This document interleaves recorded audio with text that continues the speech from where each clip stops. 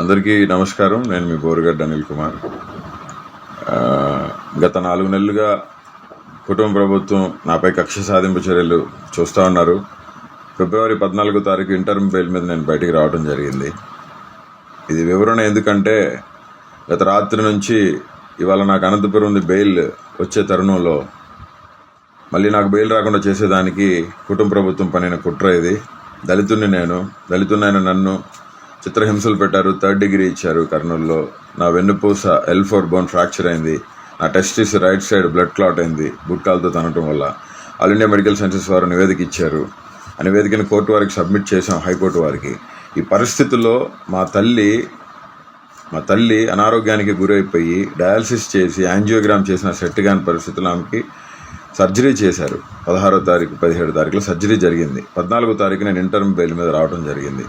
చెన్నైలో అపోలో హాస్పిటల్లో నా కన్న తల్లికి సర్జరీ జరిగిన మాట హైకోర్టు వారికి మేము చెప్పాము. హైకోర్టు వారు దాన్ని విచారించుకున్నారు. రికార్డ్స్ ఉన్నాయి మా దగ్గర. నా తల్లికి సర్జరీ జరిగింది. 14వ తారీఖు రిలీజ్ అయిన నేను 28వ తారీఖు వరకు నేను మా తల్లిగారితో ఉండి 28వ తారీఖున నేను సెంట్రల్ ప్రిజన్లో ఎక్స్టెన్షన్ బెయిల్ కేసు రాకపోతే సెంట్రల్ ప్రిజన్లో నేను 4:45 కల్లా నాకు ఇచ్చిన టైం పరిధిలో కోర్టు వారిని గౌరవించి నేను సరెండర్ అవడం జరిగింది. ఆ క్రమంలో మళ్ళీ వెంటనే మరుసటి రోజు నాకు మళ్ళీ ఇంటర్మ్ బెయిల్ రావడం జరిగింది. 3వ తారీఖు నేను రిలీజ్ అయ్యాను. 1వ తారీఖు ఇంటర్మ్ బెయిల్ ఇస్తే నేను 3వ తారీఖు రిలీజ్ అయ్యాను. ఆదివారం కావడంతో అక్కడ స్టాఫ్ కొరత ప్లస్ షూరిటీస్ సరిపోలేదని చెప్పడంతో ఈ క్రమంలో నా తల్లిని నేను ఒక్కడనే కొడుకుని నేనే చూసుకోవాలండి. 5 చెల్లెలు ఉన్నారు. వాళ్ళంతా చదువుకున్నారు, పెళ్ళిళ్ళు చేసుకొని సెటిల్ అయ్యారు వాళ్ళు. ఇప్పుడు నా కన్న తల్లికి తండ్రి లేడు, చనిపోయారు. నా తండ్రి చనిపోయారు. ఈ పరిస్థితుల్లో ఇంటర్మ్ బెయిల్ రాకుండా చేసేదానికి విధాల ప్రయత్నాలు చేశారు. కానీ హైకోర్టు మీద, ఉన్నతమైన న్యాయస్థానాల మీద నమ్మకం ఉంది మాకు. ఇప్పుడు కొత్తగా కావించింది ఏంటంటే నేనేదో ఫేక్ సర్టిఫికేట్ నేను అసలు ఫేక్ సర్టిఫికేట్ ఎలా పెడతానండి? నేను సెంట్రల్ ప్రిజన్లో ఉన్నాను, నేను జైల్లో ఉన్నాను.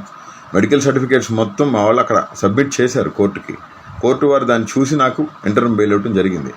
మా కన్న తల్లి గారికి బైపాస్ సర్జరీ జరిగింది, ఓపెన్ హార్ట్ సర్జరీ జరిగింది. కాబట్టి మా కన్న తల్లి గారి దాని మీద నాకు ఇంటర్మ్ బెయిల్ వచ్చింది. కన్న తల్లిని చూసుకునేది నేను. కోర్టుని గౌరవించాను, అమితంగా గౌరవిస్తాం. ప్రాణం పోయినా వెనుతిరిగే ప్రసక్తి లేదు.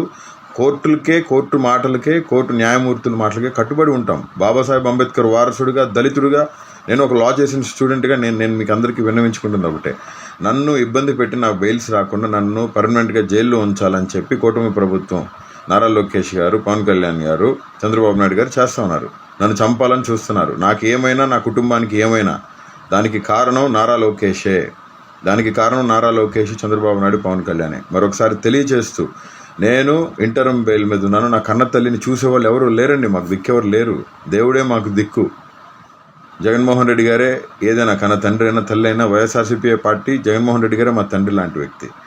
కాబట్టి గతంలో జరిగిన పరిణామాలకి, ఇప్పుడు జరిగిన పరిణామాలకి మీరు చూస్తూ ఉన్నారు. ఎవరెవరిని ఎంతమందిని తీసుకెళ్ళి లోపలేస్తున్నారో.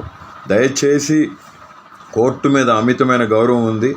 నా మీద తప్పుడు ఆరోపణలు చేస్తున్నారని నేను ఈ వీడియో రిలీజ్ చేస్తూ ఉన్నాను. కంటతడి పెట్టుకుంటూ నేను ఈ వీడియో రిలీజ్ చేస్తూ ఉన్నానండి.